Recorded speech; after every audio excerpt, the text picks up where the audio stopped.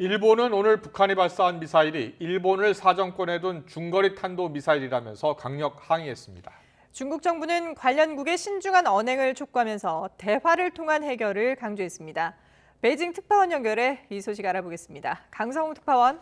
네, 베이징입니다. 북한이 중거리 미사일을 발사한 것으로 보이는데요. 중국 정부의 입장이 나왔습니까? 네, 조금 전에 나왔습니다. 중국 외교부 대변인실은 북한의 미사일 발사와 관련해 관련 각국은 말을 삼가고 행동을 신중하게 해야 한다 이렇게 논평을 했습니다. 아울러 대화와 협상이라는 방향을 확고히 견지하면서 한반도 문제의 정치적 해결 프로세스를 위해서 공동으로 노력하기 바란다 이렇게 밝혔습니다. 언행을 신중하게 해달라는 것과 대화를 통해 해결해야 된다 이 두 가지를 강조한 건데요. 북한에 대한 어떤 메시지라고 볼 수 있는데 관련 각국이라고 표현을 했기 때문에 중국은 북한은 물론이고 미국과 한국 등 관련된 국가들에 대해서 언행을 신중하게 하고 대화를 통해서 해결해야 된다 이런 메시지를 보낸 걸로 해석을 할 수가 있습니다. 중국 외교부는 조금 전 YTN의 질의에 대해서 이같이 답변을 보내왔는데요. 북한의 지난 6번 발사 때 보였던 반응과 크게 다르지 않은 것으로 평가할 수 있습니다. 네, 그런가 하면 일본은 기시다 총리가 직접 나서서 국가안전보장회의를 주재했다고 하는데요. 회의 결과는 나왔습니까?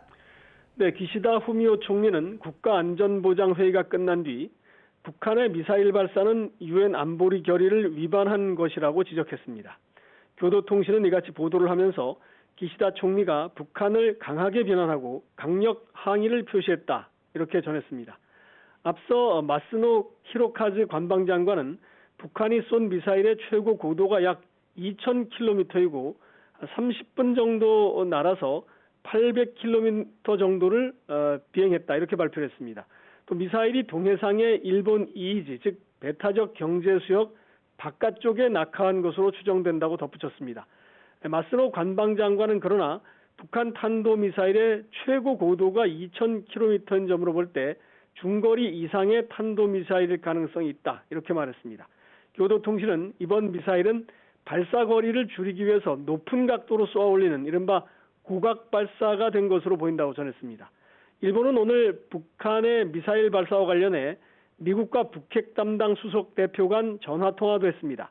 이 교도통신은 후나코시 다케이로 아시아 대양주 국장과 미국 국무부의 성김 대북 담당 특별대표가 통화를 하면서 미일 간 또는 한미일 3국 사이에 긴밀하게 조율을 해나가기로 재확인했다 이렇게 전했습니다. 지금까지 베이징에서 YTN 강성웅입니다.